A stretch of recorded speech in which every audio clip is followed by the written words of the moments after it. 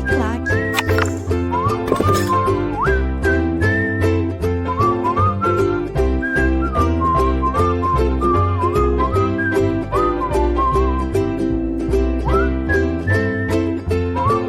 Olá, professor Cadu Carrilho, mais uma vez juntos aí na matéria que tange ao direito empresarial. Dentro do direito empresarial há diversas divisões e uma delas é o direito societário, ou seja, o direito que trata das sociedades. Um sub-ramo do direito empresarial um tanto quanto grande, nós já vimos ali os conceitos iniciais de sociedade, as regras gerais e as sociedades menores. Eu pretendo agora entrar nas sociedades maiores, no sentido de importância, no sentido de o que mais cai em prova e também em relação ao conteúdo, quantidade de matéria. E aí nós veremos as sociedades simples, sociedade limitada e as sociedades anônimas. A anônima está prevista lá na 6404, a limitada e a simples no Código Civil. Perfeito? E aí a gente vai falar então agora sobre sociedade simples. É um assunto até um tanto quanto extenso e cai muito em prova as regras específicas das sociedades simples. Não confunda o tipo societário sociedade simples com a classificação quanto ao objeto. Lembra que a gente viu que as sociedades quanto a objetos podem ser classificadas em simples ou empresária.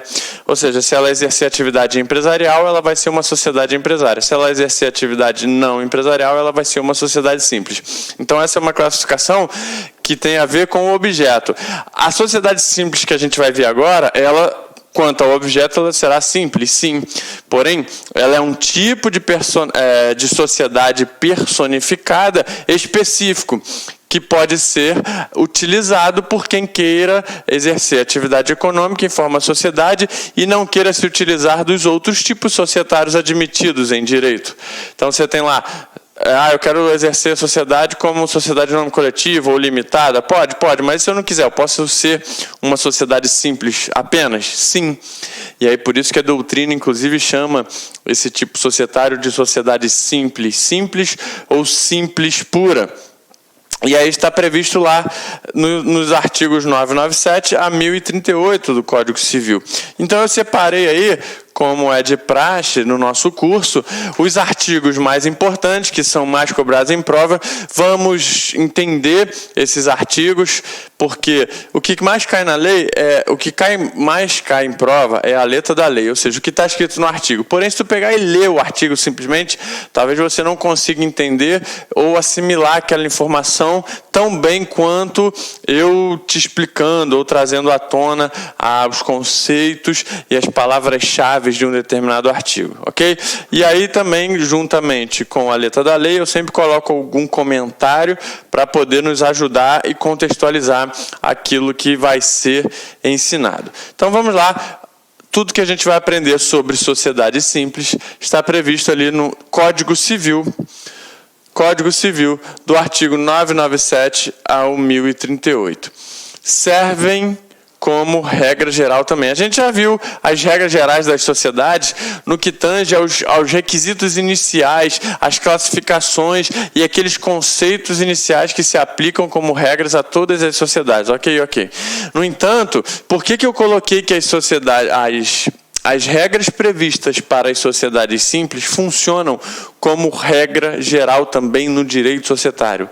Também é regra geral, então é como se fosse uma continuidade das regras gerais. Mas são regras que estão especificamente aplicadas na parte do Código Civil que diz das sociedades simples, a partir do 997. Tudo bem? Tudo bem. Por que eu chamo de regras gerais e para efeito de concurso público é muito importante? Por quê?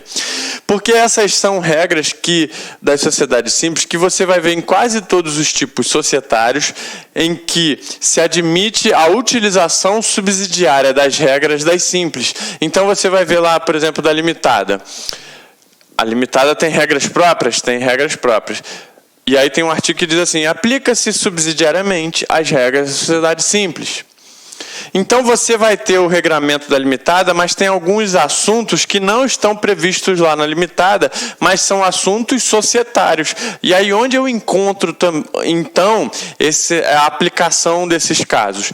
vou lá nas regras da sociedade simples. Assim como em relação a em nome coletivo, sociedade em comandita simples, todas elas têm aplicação subsidiária das regras da sociedade simples. Então servem como regras gerais. E mais, nas provas de concurso, quando cai assim, o enunciado diz assim, ó: em relação às sociedades simples, podemos dizer, beleza, disse isso, você já sabe que nós estamos falando dessas regras aqui. Porém, muitas vezes, a questão no seu enunciado diz assim: em relação às sociedades, podemos dizer que... Ou seja, não citou nenhuma sociedade específica, não falou se quer saber a regra da limitada, em nome coletivo. Então, quando o enunciado fala isso, sem... expressar qual tipo societário que ele quer, ele está querendo saber o seguinte: você, candidato, conhece os conceitos lá da sociedade simples previstas entre esses artigos aqui? É essa a importância de entender as regras que nós vamos aprender agora, ok? Beleza? Acho que o que você precisa saber é que são muitas informações, é uma carga horária até um tanto quanto extensa em relação não só à sociedade simples, mas às sociedades maiores como um todo, a simples, a limitada, a sociedade anônima. Então é um mundo, muita coisa para a gente aprender, mas estou falando isso já para adiantar, mas para que você não perca a sua motivação de que estamos lidando com algo extremamente importante para efeito de concurso público, qualquer que seja o concurso, direito societário, regras gerais, sociedade simples, são sempre assuntos muito cobrados, tá ok? Então eu botei assim, ó, lembre-se, já fez parte da minha introdução, essa explicação. As sociedades podem ser classificadas em simples ou empresárias quanto ao objeto. Porém, quando a sociedade não se utilizar de nenhum tipo específico dentre os previstos entre os artigos 1039 a 1092, que são os outros tipos lá, nome coletivo, comandita simples, limitada, ela poderá optar por se enquadrar nas regras próprias, ou seja, não utilizou nenhum daqueles tipos, vai ser regra própria à sociedade simples, para a sociedade simples, que são as regras que veremos nessa aula. Isso aqui é o que eu escrevi com as minhas palavras e que está previsto no artigo 983 do Código Civil, que diz, ó, a sociedade empresária deve constituir-se segundo um dos tipos regulados no artigo 1039 a 1092. E a sociedade simples também pode constituir-se de conformidade com um desses tipos, e não fazendo, subordina-se às normas que lhe são próprias, e aí, nesse caso, ela será chamada de sociedade simples. Tudo bem? Beleza. Então, o que acontece? Esse tipo de sociedade ele é muito utilizado por profissionais intelectuais. Se você for lá ver no artigo 966, parágrafo único, relembrando, quando a gente fala do 966, é o conceito de empresário. 966, parágrafo único, é o conceito de excluídos da regra de empresário, que são os profissionais intelectuais de natureza científica, literária ou artística. Eu dei o exemplo, um dentista, um escritor, esses profissionais que exercem profissão intelectual. Então, digamos que agora eu tenho um dentista e um outro dentista, e eles querem formar uma sociedade, não vão montar uma clínica, eles querem apenas formar uma sociedade para efeitos práticos e para efeitos de divisão de custos, enfim. Eles querem se juntar, dividir lucros, e aí eles fazem isso, e é chamada, então, esse tipo de sociedade uniprofissional. Une de única profissional, não é uma única pessoa, é uma única profissão. Então, são dois dentistas que se unem e formam uma sociedade simples, chamada de sociedade uniprofissional. Então, é um tipo societário muito utilizado por esse tipo de profissional, ok? Então, a sociedade simples, vamos lá dentro daqueles conceitos que nós vimos inicialmente sobre sociedade, vamos atribuir uma classificação e uma definição à sociedade simples. Ela é um tipo de sociedade personificada? Sim, a gente já viu que a sociedade pode ser personificada ou não personificada. A sociedade simples é uma sociedade contratual. Beleza, a gente viu que quanto ao ato constitutivo, ao documento que constitui a sociedade, pode ser contratual ou estatutária. A sociedade simples é contratual porque usa o contrato social para iniciar e usa o distrato social para se encerrar. Então, é contratual, que adota como instrumento de constituição o contrato social e como dissolução de extrato. Vejamos as cláusulas que não podem faltar em um contrato social da sociedade simples. Além disso, trata-se de uma sociedade de pessoas e não de capital. Sociedade de pessoas e não de capital. Uma outra classificação que a gente viu. E aí eu coloquei, vejamos as cláusulas pelo seguinte, é uma sociedade contratual, ou seja, contrato social, um documento. O legislador fez o quê? Ele elencou uma série de incisos aqui na lei que constituem chamadas cláusulas mínimas obrigatórias que devem estar contidas em um contrato social de sociedade simples, que também é utilizado quando você vai fazer uma limitada. A limitada cita o 997. Então, quando você vai falar sobre limitada, fala, olha, na sociedade limitada deve conter no mínimo as seguintes cláusulas. Ou seja, isso aqui é uma regra geral, apesar de estar previsto só lá na sociedade simples. E aí a gente vai ver, são 8 incisos que vão trazer à luz cláusulas que precisam estar previstas no contrato social da sociedade simples ou das sociedades como um todo. E o que eu vou fazer também? Vou pegar a partir do inciso 3º e, para aproveitar o contexto de estar falando sobre uma dessas cláusulas, inserir os outros artigos que tenham ligação com essa cláusula aqui, para a gente fazer um estudo sistematizado e contextualizado, para eu não jogar aqui uma informação, depois mais para frente eu trago de volta essa mesma informação. Não, a gente vai evoluindo no assunto e contextualizando ele. Então, olha só, diz assim o artigo 997. A sociedade constitui-se mediante contrato escrito. Então, primeira atenção aqui nesse caput, nesse enunciado do artigo 997. Já vi questão de concurso perguntando se o contrato poderia ser verbal, por exemplo. Não, o contrato tem que ser por escrito. Além disso, ele pode ser público ou particular. Ou seja, particular, as pessoas vão lá e assinam dentro de uma sala, está valendo, depois leva registro, tudo bem, mas o documento é particular. Pode ser público, ou seja, pode ser que seja feito um documento por meio de uma escritura ou no cartório de notas, enfim, um contrato social público. Então, já vi questão de prova perguntando sobre isso também, só poderia ser se fosse particular, só poderia ser se fosse público. Então, são detalhes que às vezes a gente passa batido, porque não sabe, não está tão acostumado a... como que o examinador exige o conhecimento. Eu estou aqui para isso, para te mostrar como que ele exige. Que, continuando a leitura, além de cláusulas estipuladas pelas partes, mencionará. Ou seja, essas são cláusulas mínimas, eu posso ter outras, eu posso ter tantas outras, mas essas aqui, no mínimo, eu tenho que ter. Então, o que tem que ter? O nome, a nacionalidade, o estado civil, a profissão, a residência dos sócios, se pessoas naturais, e a firma ou a denominação, nacionalidade e sede dos sócios, se jurídicos. Então, algumas informações relevantes aqui sobre o inciso 1. Primeiro, é que eu posso ter sócio de uma sociedade, pessoa física ou pessoa jurídica. A gente vai ver que, em relação à administração, é sempre pessoa física, mas eu posso ter de uma sociedade pessoa física ou pessoa jurídica. Isso acontece muito com sociedade anônima e um pouco com a limitada também, onde eu tenho um sócio que seja uma pessoa jurídica, ou seja, uma outra sociedade que é sócio daquela. Por isso que ocorrem as coligações, as relações societárias, enfim.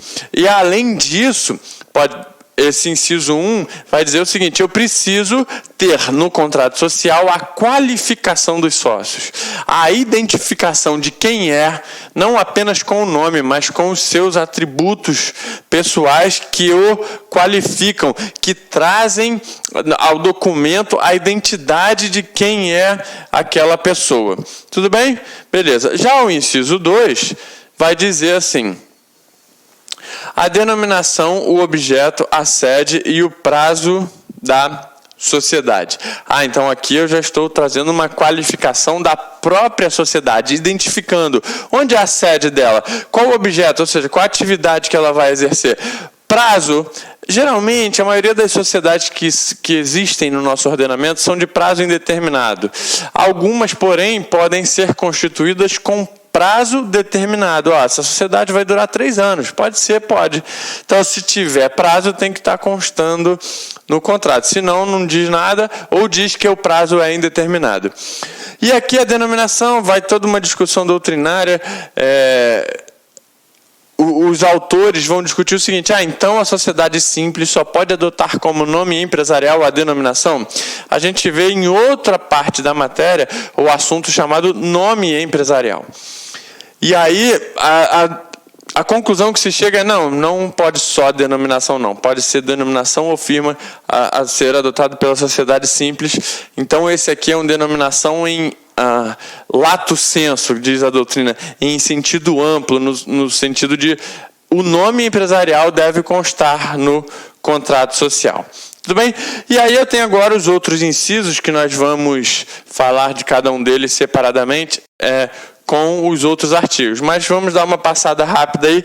Ó, inciso 3, tem que estar lá no contrato social, capital da sociedade, expresso em moeda corrente, podendo compreender qualquer espécie de bens suscetíveis de avaliação pecuniária. Deixa eu apagar aqui a caneta. Inciso 4, vamos ler. A cota de cada sócio no capital social e o modo de realizá-la. Inciso 5, as prestações a que se obriga o sócio cuja contribuição consiste em serviço. 6, as pessoas naturais incumbidas da administração da sociedade, seus poderes e atribuições. Então, o contrato vai prever quem vai administrar a sociedade. Inciso 7, a participação de cada sócio nos lucros e nas perdas. Inciso 8º, se os sócios respondem ou não subsidiariamente pelas obrigações sociais. Tá bom? Então vamos ver cada um desses incisos e tentar entender. O inciso 3 vai dizer, é preciso que tenha no contrato social o capital da sociedade, expresso em moeda corrente, podendo compreender qualquer espécie de bens suscetíveis de avaliação pecuniária. Então aqui é interessante porque toda sociedade, como a gente viu lá dos atributos e as características da sociedade, tem que ter um capital social. É um assunto um tanto quanto extenso, existem doutrinas sobre o conceito de capital social, qual a importância dele, e eu falei alguma coisa já quando a gente estava falando sobre aqueles atributos. Mas eu quero que você saiba aqui que vai ter lá no contrato, capital social será de tanto, que tanto é esse, tanto, qual é a unidade de medida desse tanto? Será em reais. Capital social será 10 mil reais, 20 mil reais. Não pode ser, será 2 carros, ou será 10 quilos de alguma coisa. Não. Capital social da sociedade tem que ser expresso em moeda, podendo compreender qualquer espécie de bens, então, suscetíveis de avaliação pecuniária. E aqui o artigo 1005 vai trazer um esclarecimento sobre isso. Então, a princípio, ou seja, inicialmente, o capital social deve ser em dinheiro ou em bens. Pode ser em serviços? Vamos ver já já. Você vai ver que, nesse caso, pode, mas vamos ver. Primeiro, vamos ver em relação à questão de... Se eu quero me tornar sócio de uma sociedade simples e falo assim, vou contribuir com 10 mil reais. Como? Em dinheiro. Tudo bem? Tudo bem. Tem problema? Não. Tá ok. Contribuiu. Ao dizer que vai contribuir, você subscreve. Ao realmente entregar esse dinheiro, você integraliza. E quando você não faz isso, não integraliza, você é considerado sócio remisso. A gente vai ver já já essa situação. Porém, vamos lá. Dinheiro, ok, nenhum problema, 10 mil vale 10 mil. Agora eu posso falar, não, eu vou fazer o seguinte, eu vou contribuir com 10 mil, mas eu vou utilizar um carro, o meu carro que vale 10 mil e pretendo usar ele para contribuir com capital social. Tudo bem? Pode, tudo bem. Outra opção, vou contribuir com um crédito. Olha, eu tenho aqui um cheque, uma nota promissória, um valor a receber, um título judicial que seja a receber de 10 mil, que ainda não está liquidado, né? Ainda não se tornou em dinheiro. Alguém vai pagar por ele, mas é um crédito que eu tenho 10 mil. Posso usar ele para... aportar no capital social? Sim. E aí o artigo 1005 do Código Civil vai estabelecer a responsabilidade para esse sócio que contribuir com bem ou com crédito. Que responsabilidade é essa? É a que está aqui, cai muito em prova e diz o seguinte, ó, o sócio que a título de cota social transmitir domínio, posse ou uso responde pela evicção. Ele está falando aqui da transmissão de um bem, porque transmitir domínio, posse ou uso de um bem. Então, peguei o carro de 10 mil reais e coloquei lá. Pum. O carro agora não é mais meu, é da sociedade e eu detenho 10 mil em relação ao valor do capital social. Ok. No entanto, diz assim, o sócio responde pela evicção. O que é a evicção? A evicção é um instituto aprendido lá no direito civil que trata-se da perda do objeto por uma decisão judicial. Então, na verdade, aquele carro está comigo, mas ele está sendo objeto de um litígio judicial porque alguém entrou com um processo, é um termo jurídico não correto, mas para que você entenda. Alguém entrou na justiça contra mim dizendo assim, esse carro é meu, você tomou de mim indevidamente, enfim. E aí, o processo está rolando. No final do processo, a pessoa ganha, o juiz dá ganho de causa dizendo, realmente esse carro é do fulano, então você tem que devolver a ele. Então, a perda desse bem por uma decisão judicial é a chamada evicção. Aí eu fui lá e entreguei esse bem à sociedade. Então, vem um belo dia, a sociedade está lá, eu sou detentor de 10 mil reais de capital social, um belo dia a pessoa vai lá e toma aquele carro com base nessa decisão judicial por causa da chamada evicção. Tomou, por direito. E aí, como é que fica? O capital social vai ficar desfalcado. O que acontece? Eu, que fui o sócio, que transmiti domínio, posse ou uso de um bem, vou responder por essa evicção. Ou seja, a sociedade não pode sofrer esse prejuízo. Eu tenho que, de alguma maneira, arcar com essa responsabilidade, quitando lá o valor, entregando 10 mil de outra maneira. E a outra situação prevista aqui no 1005 e pela solvência do devedor, aquele que transferir crédito. Então, lembra que eu falei que eu posso transferir um crédito de 10 mil, um cheque, uma nota promissória, um título. Beleza, eu transmiti na presunção de que o devedor vai pagar aquele título e aí vai ficar quitado lá a situação junto à sociedade. Digamos que esse devedor desse crédito não pague. Quem responde pela solvência do devedor? Eu, sócio. A sociedade não tem que se preocupar em correr atrás daquele crédito, entrar na justiça, executar, não. Ela vai cobrar de mim, sócio, que aportei capital social. Então, tá aí, a gente viu que uma das cláusulas essenciais é a cláusula que vai dizer qual é o capital social daquela sociedade, que pode ser bens, dinheiro, crédito ou serviço, e quem responde em determinadas situações específicas. Tá bom? Vamos dar sequência, então, qual que é o próximo? Então, o inciso 5, que diz assim, ó, as prestações a que se obriga o sócio cuja contribuição constitua em serviços. Então, professor, é correto afirmar que eu posso aportar um capital social em serviços? Ou seja, não entreguei nem bem, nem dinheiro, nem crédito? Na verdade, essa é uma regra específica para a sociedade simples. Por que é importante você ficar atento? Porque cai muito em concurso em relação à limitada. Porque a limitada há uma vedação expressa. Não pode, na limitada, aportar capital social com serviços. E na simples? Na simples pode. Então, caso algum sócio for participar de uma sociedade simples com serviços, pode. E aí vai ter que ter a cláusula que vai dizer, ó, as prestações a que se obriga o sócio, ou seja, cuja contribuição constitua em serviço. O que esse sócio vai fazer nessa prestação de serviço? Qual o serviço que ele vai prestar? E aí o artigo 1006 vai trazer o que a gente chama de exclusividade. Então, exclusividade.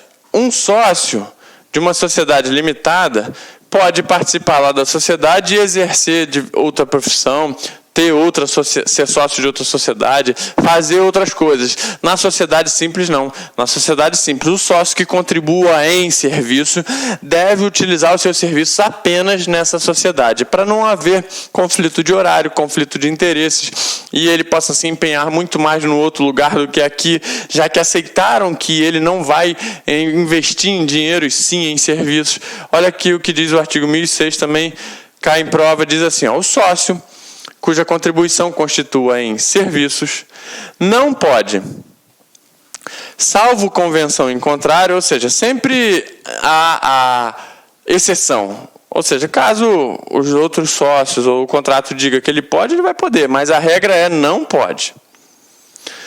Empregar-se em atividade estranha à sociedade, sob pena de ser privado de seus lucros e dela excluído. Então, existe uma previsão legal proibindo e existe uma punição caso ele não atenda ao que está previsto aí na lei. Tudo bem? Beleza, inciso 4 aí, entre das cláusulas mínimas da sociedade limitada, vai dizer o seguinte, a cota de cada sócio no capital social e o modo de realizá-la. Então, nós vimos que o inciso 3 vai dizer que o contrato vai estipular qual o valor do capital social e as responsabilidades dos sócios em relação a esse capital social.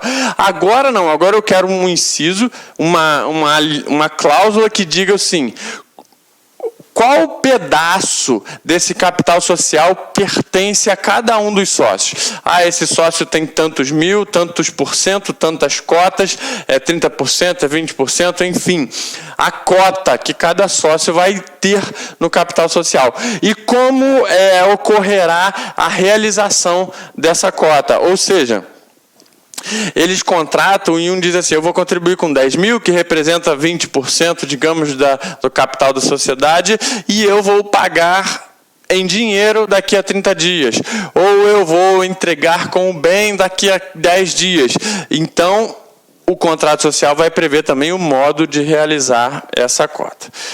Então, aí eu tenho aqui o artigo 1024, que vai trazer algumas estipulações em relação a essa situação. Diz assim, os sócios são obrigados, na forma e prazo previstos, as contribuições. Então, vai ter uma forma, ou seja, dinheiro, bens, e vai ter um prazo para isso.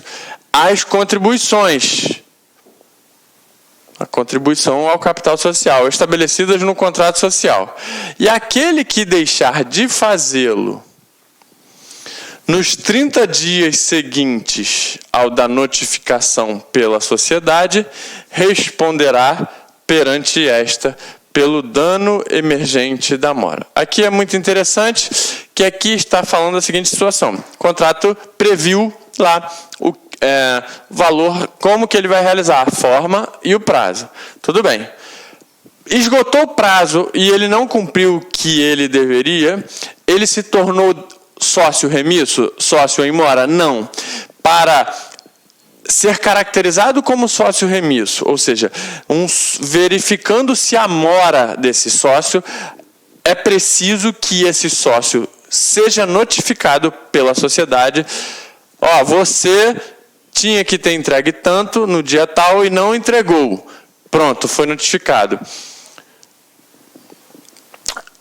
Passou-se 30 dias. Então, nos 30 dias seguintes ao da notificação pela sociedade.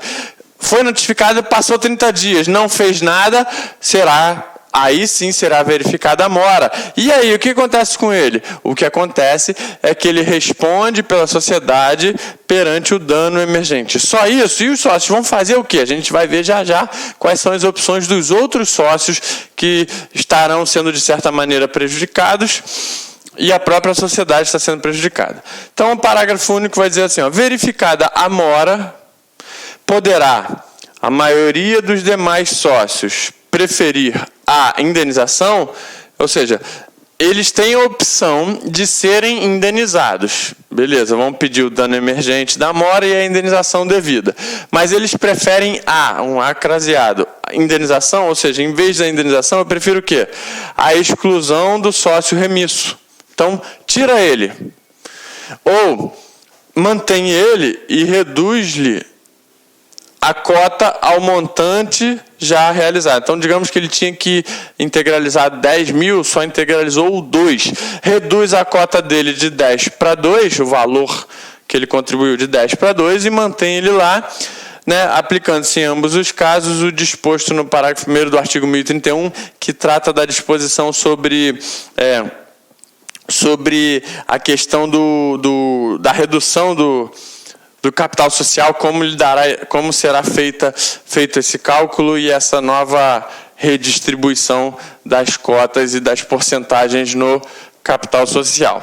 Então tá, caracterizado então o sócio remisso. Cai muito em prova essa questão aí do sócio remisso, então eu coloquei aí para a gente poder entender melhor. Ó, o sócio remisso sofrerá as consequências previstas na lei. Qual é a primeira delas? Responderá pelo dano emergente.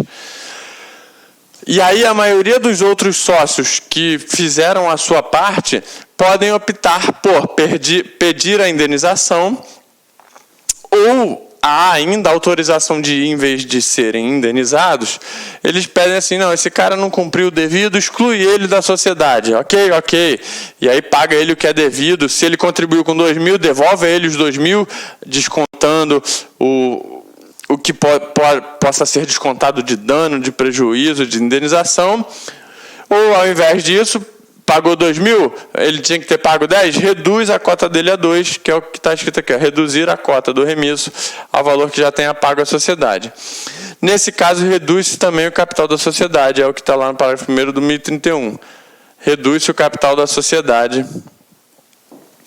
Quando se reduz de 10 para 2, vai ficar um furo de 8 mil no capital da sociedade? Não, reduz também o capital da sociedade. Se era 100 mil, reduz para 92 mil. Então, poderemos ou não ter como consequência de um sócio remisso a dissolução parcial da sociedade. O assunto de dissolução é um assunto que a gente vê em um tópico específico. Existe a dissolução parcial, quando um sócio sai da sociedade, ou a dissolução total. Se houver a redução da cota e ele continuar, não há a dissolução parcial, porque ninguém saiu da sociedade. Tudo bem? Beleza, então vamos dar sequência agora às cláusulas que a gente tem visto aí, mínimas do contrato social de sociedade. Inciso 6 diz assim, ó, agora são a cláusula da administração, está falando dos administradores, e o inciso 6 vai dizer, ó, as pessoas naturais incumbidas da administração da sociedade, seus poderes e atribuições. Então, o contrato tem que dizer quem é o administrador. Em regra, a gente vai ver que às vezes pode ser que não esteja previsto no contrato, sim, mas a regra é que deve ter. O que eu chamo a atenção é para pessoas naturais. Lembra que a gente viu que para ser sócio pode ser pessoa física ou jurídica? Então, para ser administrador, só pessoa física. Não, porque a pessoa jurídica ela é uma ficção, ela é uma abstração. Ela não é corporificada, não tem alguém. Cadê você, pessoa jurídica? Não tem, é uma coisa que está na ficção, é virtual. Então, para gerir, ou seja, administrar, tocar o negócio, fazer as atividades do dia a dia, no intuito de obter lucro, quem faz isso é uma pessoa natural chamada administrador, e lá no contrato vai dizer quem é o administrador, se sócio, se não sócio, vai dizer, além disso, vai dizer quais os poderes que ele tem. Ele tem poder para negociar em nome da sociedade, em qualquer caso, para pegar empréstimo, para vender imóvel, quais são os poderes que ele tem para passar procuração e atribuições, poderes e deveres. Aí o artigo 1022 do Código Civil, que tem a ver com isso, vai dizer, ó, a sociedade adquire direitos e assume obrigações, além disso, procede judicialmente, ela é representada por meio de administradores. Então, o administrador é esse que assina em nome da sociedade, que negocia em nome da sociedade, tanto no que tange a adquirir direitos, como a assumir obrigações e proceder judicialmente, com poderes especiais ou não os havendo por intermédio de qualquer administrador. Aqui o que está querendo dizer com poderes especiais é Pode ser que eu tenha mais de um administrador, eu tenha 3, e cada um deles tenha um tipo de poder. Pode fazer isso, outro pode fazer aquilo, e aí cada um vai adquirir direitos, assumir obrigações, proceder judicialmente de acordo com o poder que ele tem. Mas pode ser que não tenha a cláusula de poderes específicos. Aí, nesse caso, todos os administradores podem ter todos os poderes de administração. Tudo bem? Beleza, vamos dar sequência aí. Ainda dentro do artigo 997, mas já também aprendendo sobre os outros artigos dentro da sociedade simples que tem correlação com esse artigo 997. E está aí, ó. Inciso 7, resultado da sociedade. A participação de cada sócio nos lucros e nas perdas. Lembra que a gente viu que um dos atributos das sociedades é a participação no resultado, seja esse resultado lucro, seja esse resultado perda. Então o contrato vai dizer quanto que cada sócio terá direito, como é que eles vão distribuir esse resultado, seja ele lucro ou seja prejuízo. E aqui eu tenho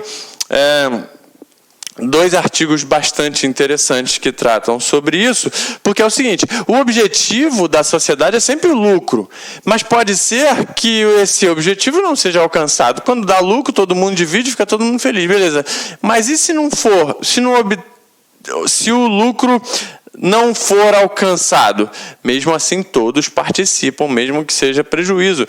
E essa participação, em regra, ela é de acordo com o que cada um possui na participação do capital social. Então, pensa assim, se eu tenho um sócio que é detentor de 30% do capital social, outro é detentor de 20%, outro é detentor de 50%, e aí eles obtêm lá um lucro, a sociedade obtém um lucro de 100, vai distribuir 100. Esse aqui vai ficar com 30, esse vai ficar com 20, esse vai ficar com 50. É mais ou menos assim que acontece, e olha só o que está previsto aqui no artigo 1007, salvo a estipulação em contrário, ou seja, pode ser que seja diferente se o contrato prever de maneira diferente.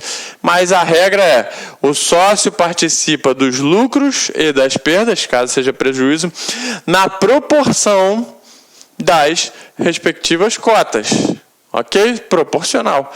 Mas aquele cuja contribuição consiste em serviço, porque o que consiste em serviço não está aqui nessa participação. Ele vai estar só dizendo assim, sócio fulano contribui com serviços. E quais serviços, e como se dará esse serviço, e a exclusividade. Esse que contribui em serviço vai participar como, então, desses 100?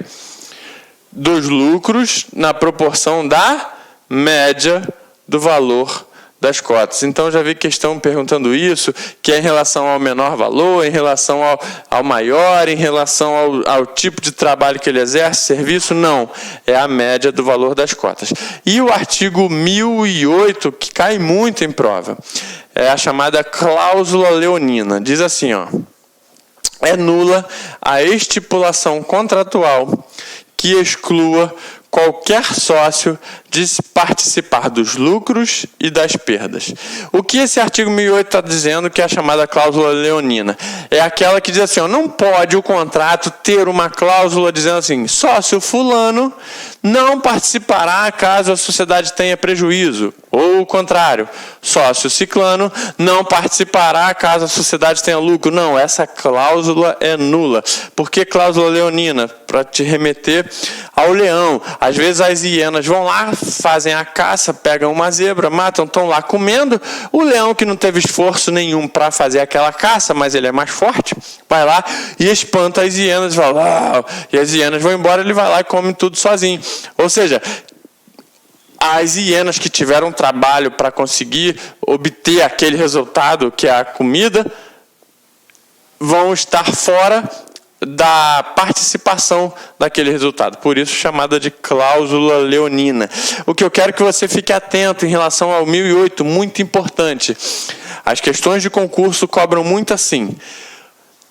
Caso um contrato estipule que determinado sócio não participará dos resultados, esse contrato será nulo? Sim ou não? Não. O contrato não é nulo, o contrato é válido. Nula é a estipulação, ou seja, a cláusula, todas as outras cláusulas vão ser válidas. Essa que diz que determinado sócio não participará dos lucros será nula, mas o contrato todo é válido. Ok? Então, eu acho que talvez essa seja a principal observação a ser feita em relação ao artigo 1008, que não é nulo o contrato, e sim as cláusulas.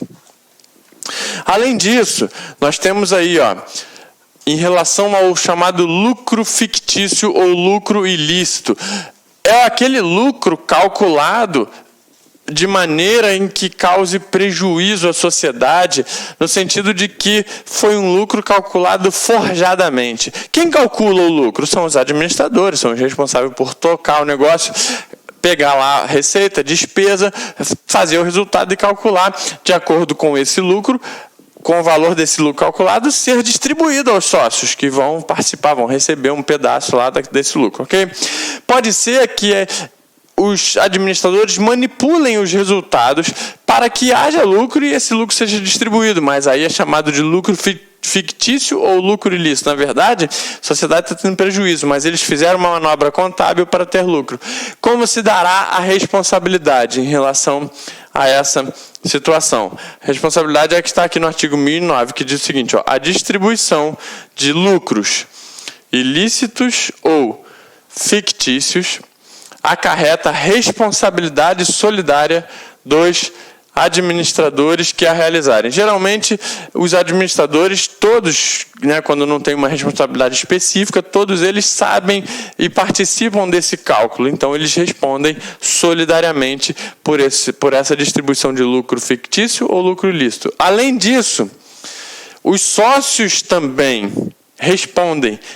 Quais sócios? Todos? Não, os que receberam. Geralmente, todos os sócios recebem. Mas eles não apenas receberam, eles receberam um lucro ilícito fictício e eles conhecem ou devem conhecer a ilegitimidade. Então, apenas o sócio de boa-fé não responderia nesse caso. No entanto, o que eu quero que você atente é como é que então é a responsabilidade em relação à distribuição de lucro ilícito ou fictício? Os administradores respondem solidariamente e os sócios também respondem com os administradores, caso eles conheçam ou deveriam conhecer que esse lucro não era devido, era ilegítimo. Tudo bem? Beleza, vamos dar continuidade. Inciso 8 aí do artigo 997 ainda, diz assim, se os sócios respondem ou não subsidiariamente pelas obrigações sociais. Aqui a doutrina caiu em cima desse artigo porque uma leitura rápida nos traz uma compreensão errada. Porque se ele diz que os sócios respondem ou não subsidiariamente pelas obrigações sociais, parece que eu posso colocar no mesmo nível a responsabilidade dos sócios e da sociedade. Não. A regra é sempre a subsidiariedade. O chamado benefício de ordem. Primeiro, eu preciso alcançar os bens sociais. Esgotados esses, eu posso alcançar os bens dos sócios. No caso em que o sócio responda de maneira ilimitada, como é o caso das sociedades simples. Então, nas sociedades simples, sócios respondem de maneira ilimitada. Ou seja, com seus bens pessoais. Pode. Mas primeiro esgota os bens sociais. Depois vai. Então, quando o inciso 8º diz que os sócios respondem ou não subsidiariamente, ele está fazendo uma relação entre eles. Ou seja, esgotou os bens sociais, vou nos bens dos sócios. Como que eu vou nos bens dos sócios? Quem responde primeiro? Quem responde mais? Eu tenho 3 sócios. Qual deles eu vou executar? Qual deles eu vou cobrar? Ou dos 3 ao mesmo tempo, ou primeiro de um ou de outro. Se existir uma cláusula estipulando que primeiro responde o sócio A, depois o B, depois o C, haverá uma responsabilidade subsidiária. Ou não. Então vai ter uma cláusula dizendo se eles respondem subsidiariamente entre eles ou não pelas obrigações sociais, caso sejam alcançados. Então é muito importante isso, até porque precisa o entendimento do inciso 8º coadunar com os artigos 1023 e 1024. Olha só o que o 1023 diz. Se os bens da sociedade não lhe cobrirem as dívidas, ou seja, a sociedade, todos os bens dela foram, e mesmo assim a sociedade ainda tem dívida, respondem os sócios pelo saldo. Então, os sócios respondem de maneira ilimitada no caso das sociedades simples, na proporção em que participem das perdas sociais, salvo a cláusula de responsabilidade solidária. Aqui está dizendo o seguinte: se os sócios respondem subsidiariamente, ou se os sócios respondem proporcionalmente, cada um com seu valor, ou se não há, essa proporção vai ser desconsiderada, ou seja, se a responsabilidade deles é solidária, todo mundo responde por tudo, ok? Beleza, vai dizer lá. O artigo 1024 é o que estabelece o que eu estou falando, o tal do benefício de ordem, o que estabelece que primeiro eu vou nos bens sociais para depois alcançar os bens do sócio. Diz assim, ó, os bens particulares dos sócios não podem ser executados por dívidas da sociedade, senão depois de executados os bens sociais. Primeiro tem que atingir os bens sociais. Aqui é o chamado, então, vou colocar aqui, benefício de ordem. Os sócios possuem um benefício. Que benefício é esse? De que haja uma ordem na cobrança das dívidas e que essa ordem seja respeitada. Então, esse benefício aqui, a ordem seja cobra os bens sociais, depois cobra dos sócios. Tá bom? Beleza, vamos lá. Artigo, então, acabamos aí as cláusulas mínimas de um contrato da sociedade simples. Tá, agora eu estipulei, tá lá, estou com um contrato em mãos, o que eu faço com esse contrato? Para que, inclusive, a sociedade adquira personalidade jurídica e ela venha a nascer para o mundo jurídico, venha a existir de verdade. É preciso levar esse contrato social a registro no órgão específico, ou seja, fazer a chamada inscrição. Inscrição é um tipo de registro, é o primeiro registro da inscrição. Os registros subsequentes a esse são chamados de averbação, quando eu faço alguma alteração no contrato.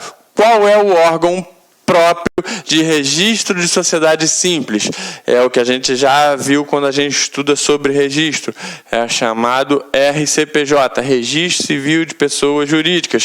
Qual é o prazo para que os administradores dessas sociedades, lá previsto em uma cláusula específica, levem esse documento a registro? Prazo de 30 dias.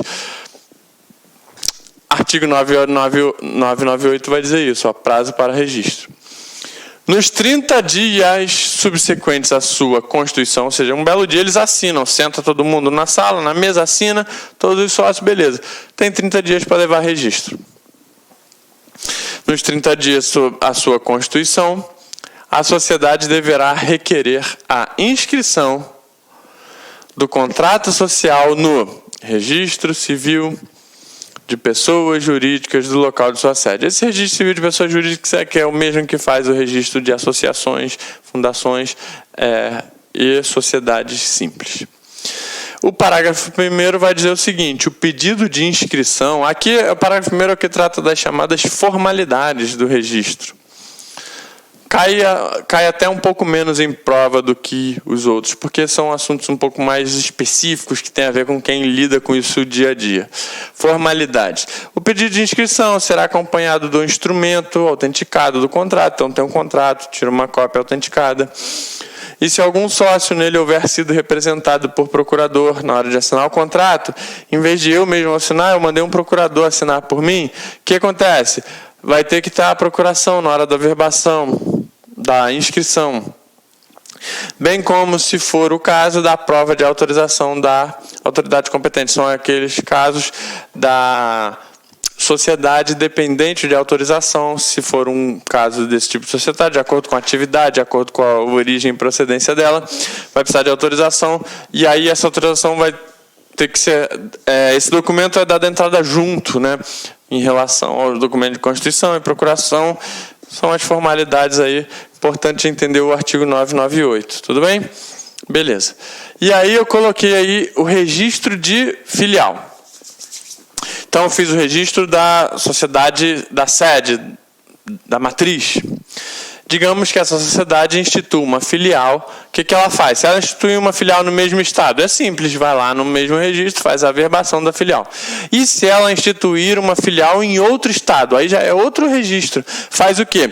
Tem que levar lá no outro estado a inscrição também do registro. Por que a inscrição? Porque vai ser a primeira vez que no outro estado, onde tem um outro RCPJ, é feita a inscrição. E no estado sede, em relação à abertura da filial no outro estado, o que eu faço? Faço a averbação na sede.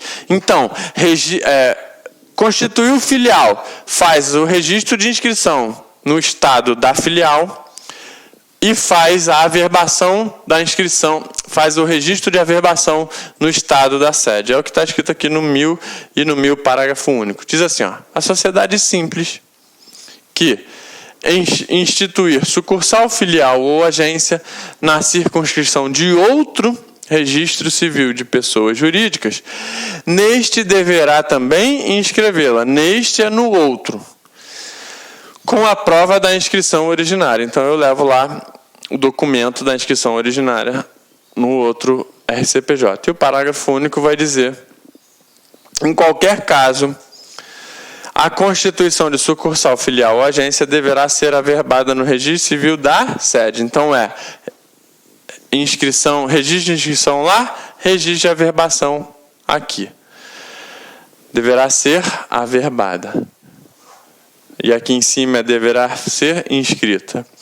E a averbação é o seguinte, toda vez que for haver, eu fiz a inscrição, aqui já não mais falando de filial, falando de alteração de contrato social da sociedade simples. Parágrafo único. Qualquer modificação do contrato social será averbada, cumprindo-se as formalidades previstas no artigo antecedente. Tudo bem? Beleza? Alterou o contrato, averba. E aí a gente falando de alteração contratual, como se dá essa alteração contratual? O que precisa acontecer? Então, há situações na sociedade que precisa que os sócios se reúnam, deliberem, votem e decidam sobre algumas coisas. A alteração contratual, por exemplo, não pode ser feita assim. Um administrador não pode alterar cláusula contratual. Um sócio só não pode alterar uma cláusula do contrato. Não, é preciso que haja deliberação e aprovação por um determinado número de sócios, ou não necessariamente número de sócios, por um determinado número de participação do capital social. Ok?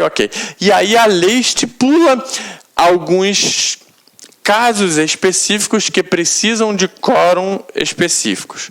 Por exemplo, para para alguns negócios sociais, a lei pode estipular ou não, ou o contrato pode estipular. No entanto, para alterar uma cláusula do contrato, o que a lei fala? A lei está aqui, artigo 999, vai dizer, as modificações do contrato social, que tenham por objeto matéria indicada no artigo 997, então, a importância que a gente deu ao artigo 997 e os seus 8 incisos. Para alterar alguma daquelas cláusulas lá, capital social, participação de cada sócio, como cada sócio vai contribuir, administração, enfim, todas aquelas cláusulas, para alterar qualquer uma delas, dependem do consentimento de todos. Então, primeira quórum aqui, unanimidade. Alterar cláusula do artigo 997, unanimidade. Agora, as demais, ou seja, as demais cláusulas de um contrato, mas que não são aquelas mínimas, podem ser decididas por maioria absoluta de votos, se o contrato não determinar a necessidade de deliberação unânime. A regra é maioria absoluta, mas o contrato pode prever que até mesmo essas outras cláusulas deveriam ser unanimidade. Ok? O que vem a ser maioria absoluta a gente vai ver já já. Então eu trouxe aí um exemplo de estipulação legal para alteração ou para alguma situação alguma situação que precisa de quórum de votação. Vamos ver um exemplo de quórum de votação para alterar cláusula não inserida em três obrigatórias. Ou seja, estou falando de uma situação que não é daquelas previstas no artigo 997. E aí a segunda parte do artigo 1015, porque a primeira parte é um outro assunto muito estranho que o legislador fez em relação ao 1015. A primeira parte do 1015 é uma parada, a segunda parte é outra que não tem nada a ver. Diz assim, ó, não constituindo objeto social a oneração ou venda de bens imóveis. Então, para quê? O que é esse não constituindo? Pode ser que uma determinada sociedade tenha lá no seu objeto venda de bens imóveis, ou seja, uma imobiliária. Se não for esse o objeto, vamos aplicar essa regra aqui. Porque se for esse o objeto, ela está o tempo todo vendendo o imóvel, desvendendo, vendendo, desvendendo, comprando, vendendo, desvendendo não, comprando e vendendo. A oneração ou venda de bens imóveis, então não é esse o objeto, não é uma imobiliária, beleza. Depende do que a maioria dos sócios decidir. Ou seja, se não é uma imobiliária, para que eu onere ou venda um bem imóvel da sociedade, eu preciso também de aprovação da maioria. Tá? E veja, na verdade, aqui não é uma cláusula contratual, às vezes. O contrato nem fala nada sobre venda de bens imóveis.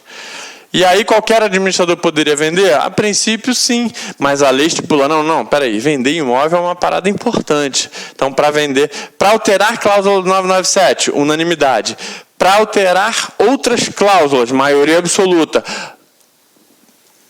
Para fazer outras coisas não previstas nessas. Geralmente, o administrador tem poderes para fazer.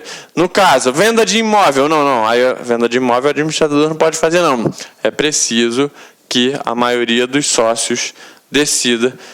Então, eu trouxe um exemplo. A gente vai ver na limitada que tem bastante situações previstas em lei em relação a quórum de votação. Aqui na simples são essas que eu falei, as mais importantes, as que você precisa mais saber.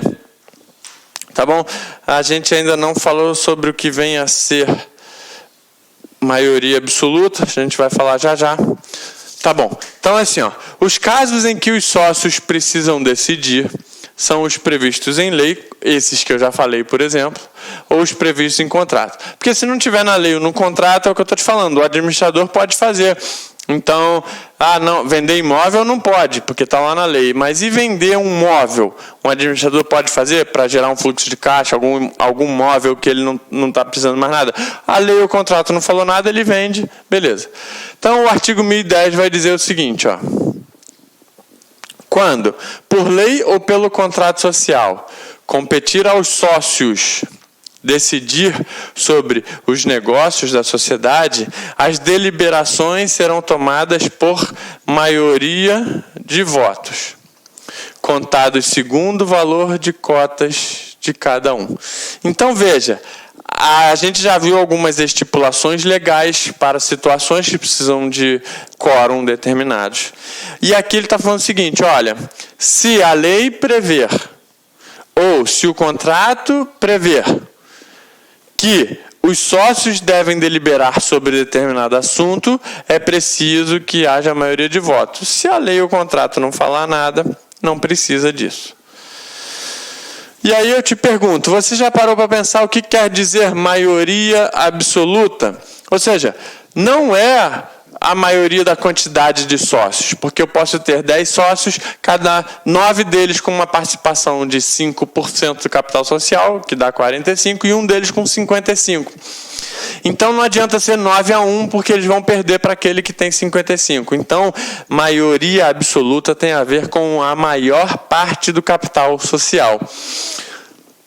Olha aí, 1010, parágrafo 1º, vai dizer, ó, para a formação da maioria absoluta, são necessários votos correspondentes a mais da metade do capital social. Então, não é apenas o número de pessoas, de sócios envolvidos, mas sim importa a participação que esses sócios tenham no capital social. No entanto, há um dispositivo interessante aqui no parágrafo 2º, que vai dizer o seguinte, ó, prevalece a decisão sufragada, ou seja, votada, né? Sufrágio é voto, por maior número de sócios no caso de empate, e se este persistir, decidirá o juiz. Foi o exemplo que eu dei. Vamos ver aqui. Você imagina que eu tenha 10 sócios, cada um com eu tenho 11 sócios, cada um com 5% do capital social. Isso dá um capital social de 55%. Botar 10 sócios, cada um com 5%, isso dá um capital social de 50%. Deixa eu escrever de preto para ficar melhor. Digamos que eu tenha 10 sócios, cada um com 5% do capital social, dando um total de 50%. E eu tenho um único sócio que detém outros 50%, dando 50% também. Digamos, então, que há uma votação sobre um determinado assunto, esse sócio sozinho vota não. E esses 10 votam sim. O que aconteceu aqui em relação a essa votação e ao capital social? Empatou. Ficou 50% e 50%. Como que ocorrerá esse desempate, segundo o parágrafo 2º? Prevalece a decisão votada por maior número de sócios no caso de empate. Então, foi considerado primeiro a questão da participação no capital social? Foi sim, porque é o primeiro que vale. E ainda assim empatou. Se empatou, vale a quantidade de votos por maior número de sócios. Então, quantos votaram sim? 10. Quantos votaram não? Só 1. Então, vai prevalecer o sim. Se ainda assim o empate persistir, caso fosse, por exemplo, 1-1, e cada um fosse 50%, aí persistir o empate, vai para o juiz. Mas aqui é um critério de desempate, quantidade de sócios votando. Tudo bem? E só mais um detalhe em relação ao sócio que votar. A gente faz o seguinte, como a gente completou aí 1 hora, vamos dar sequência no próximo bloco aí de tempo, encerrando esse bloco aqui, tá bom? Fica com Deus, um grande abraço.